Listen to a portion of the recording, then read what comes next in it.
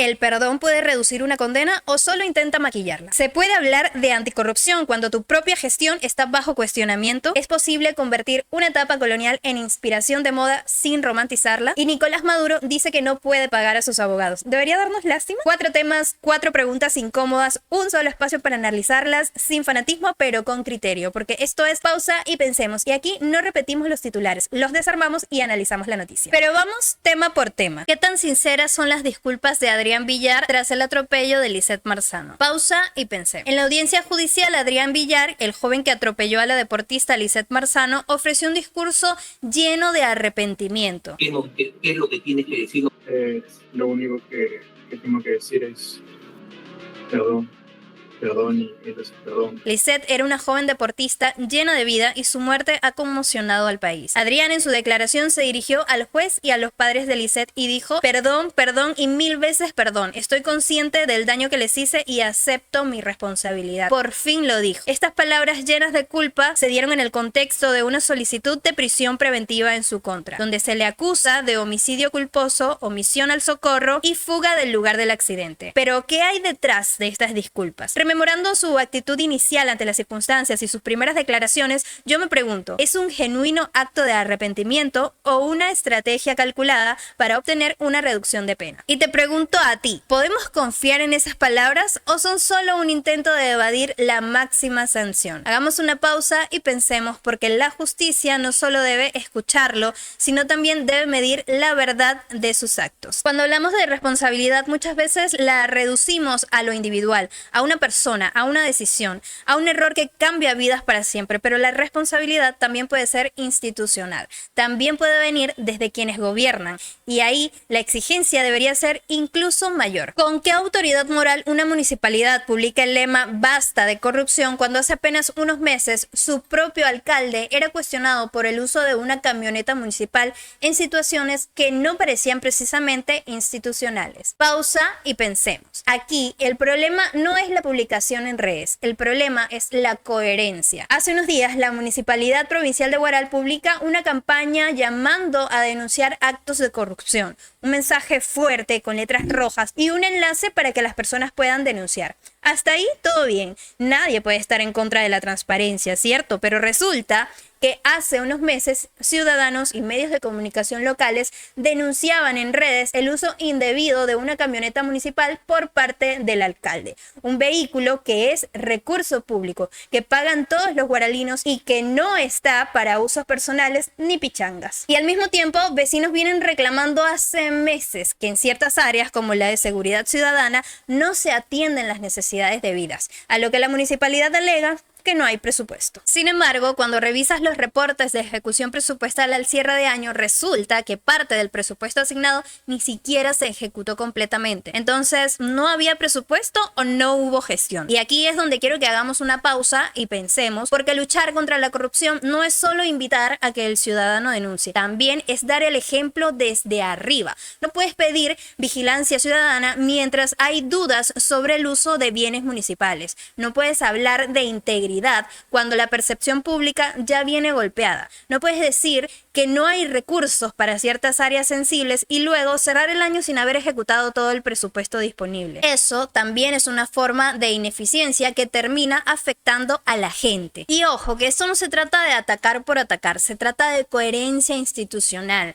porque la transparencia no empieza en el ciudadano, empieza en quien gobierna. Así que si vas a levantar la bandera anticorrupción, primero asegúrate de que tu propia casa esté en orden. Entonces aquí la verdadera pregunta es, ¿estamos frente a una campaña genuina de transparencia o frente a una estrategia de imagen? ¿Se está promoviendo la denuncia ciudadana o se está intentando limpiar la percepción popular? Porque denunciar es importante, claro que lo es, pero gobernar con coherencia lo es aún más. Cuando la coherencia se pone en duda, la conversación deja de ser solo administrativa y se vuelve moral, se vuelve simbólica. Y hablando de símbolos, hay otro espacio donde también se construyen relatos, en la moda, porque la moda no solo viste cuerpos, también interpreta historias. ¿Es posible convertir una etapa colonial en inspiración de moda sin romantizarla? Pausa y pensemos. En el último Milan Fashion Week, Jorge Salinas, diseñador diseñador peruano, presentó una colección llamada Virreinato, inspirada en la época colonial peruana, una propuesta con volúmenes dramáticos, tejidos elaborados a mano, fibras como el algodón peruano y alpaca, y un trabajo artesanal hecho por manos peruanas. Estética poderosa, histórica, cargada de simbolismo y además en una de las pasarelas más importantes del mundo. Eso de entrada es un logro enorme, que un diseñador latino, que un diseñador peruano que surgió de Gamarra esté en ese nivel no es cualquier cosa. Pero aquí es donde quiero ser clara. Yo no soy peruana, no me corresponde hablar como si esa historia fuera mía, no puedo hablar de nuestra cultura o nuestro pasado. Lo que sí puedo hacer es observar y reflexionar sobre lo que significa convertir un periodo como el virreinato en lujo contemporáneo presentado en Europa. Porque cuando hablamos de virreinato no estamos hablando solo de estética, estamos hablando de una etapa marcada por jerarquías, desigualdad, imposición cultural y una estructura de poder que dejó huellas profundas en la identidad peruana. Entonces la pregunta no es si la colección es bonita o no, que claro que lo es. La pregunta es qué narrativa se está exportando, porque cuando esa estética se transforma en colección de alta costura, inevitablemente surge la pregunta: ¿estamos reinterpretando la historia o estamos suavizando su carga? Ahora, también hay algo que no se puede ignorar. Más del 90% de las piezas fueron tejidas a mano por artesanas peruanas. Hay técnica local, hay identidad textil, hay industria, y eso cambia la conversación, porque ya no es solo mirar al pasado colonial, sino ver cómo en el presente talento peruano toma esa referencia y la convierte en propuesta global. La moda no es solo ropa, es narrativa, y cuando eliges un momento histórico tan complejo como inspiración, estás contando algo incluso si no lo explicas en palabras. Así que no creo que la conversación sea cancelar ni aplaudir sin pensar. Creo que la conversación interesante está en el matiz, en preguntarnos desde dónde se cuenta esa historia, si es una apropiación estética o una resignificación, si es una romantización o una forma de tomar el control del relato. La moda peruana está llegando a espacios donde antes no estaba, y eso es motivo de orgullo incluso para mí, pero también es motivo de análisis, porque crecer internacionalmente no significa dejar de cuestionarse. ¿Y tú, cómo lo ves? ¿Te parece una reivindicación cultural o una romantización estética? La moda cuenta historias, pero la política también, y cuando hablamos de política, dinero y poder, la conversación se vuelve todavía más delicada. Vamos con el último tema. Que Nicolás Maduro diga que no puede pagar a sus abogados porque le congelaron el dinero, a mí no me genera lástima. Pausa y pensemos. En enero de 2026, tras una operación militar en Caracas, Maduro fue arrestado y llevado a Estados Unidos, donde enfrenta un juicio por cargos muy graves, incluido narcotráfico y crimen organizado. Su equipo legal ha dicho ante la corte que no puede pagar los honorarios porque los fondos que podrían usar están bloqueados por sanciones internacionales. En particular, decisiones del gobierno estadounidense que le impiden usar recursos del Estado venezolano para ese fin. Al mismo tiempo, el gobierno de Suiza ha congelado unos 687 millones de francos suizos, aproximadamente 880 millones de dólares, vinculados a Maduro y personas de su entorno, como medida preventiva para evitar que esos activos salgan del país mientras se investiga su origen y legitimidad. Y aquí es donde quiero que hagamos una pausa y pensemos. No me parece en lo absoluto correcto que el dinero que muy posiblemente fue hurtado al Estado venezolano, es decir, dinero de todos los venezolanos, pueda usarse para blindar y defender a un individuo acusado de corrupción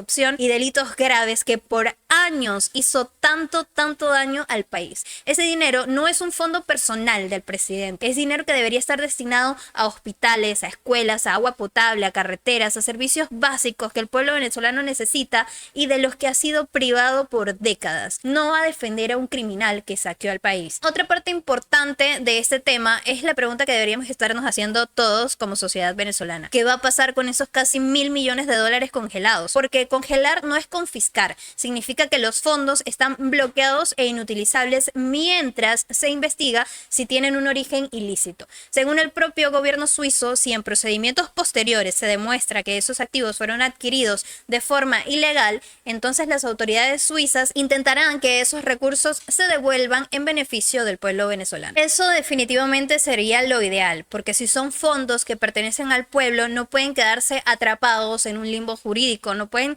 servir para engordar a intermediarios territorios internacionales, ni para financiar burocracias, ni mucho menos desaparecer en disputas legales interminables. Si son de origen corrupto, tienen que regresar al pueblo y usarse en lo que más falta hace, el bienestar de los venezolanos. Pero hay una realidad muy cruda, no es automático ni es inmediato. Para que esos fondos puedan llegar a regresar, necesitan procedimientos legales, cooperaciones internacionales y en muchísimos casos decisiones judiciales firmes que confirmen que fueron obtenidos ilícitamente. Ese proceso puede durar años y puede verse entorpecido por abogados, apelaciones y sistemas legales complejos. Ese dinero no debería usarse para pagar abogados, y si es del pueblo venezolano, algún día, con fe, debería volver al pueblo venezolano, porque justicia no es solo castigar, justicia también es reparar. Hoy hablamos de perdón, hablamos de coherencia, hablamos de historias, hablamos de poder, 4 temas distintos como siempre, pero un mismo hilo conductor: la responsabilidad, responsabilidad individual, responsabilidad institucional,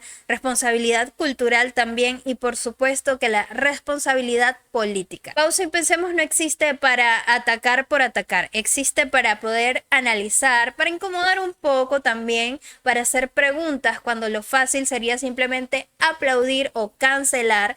Así que ahora quiero leerte, comenta cuál de los 4 temas te movió más, comparte este video si crees que necesitamos más análisis y menos titulares grotescos. Guárdalo si quieres volver a escuchar con calma y debate con argumentos, no con insultos. Y si llegaste hasta aquí, escribe la palabra responsabilidad en los comentarios, porque pensar también es una forma de participación.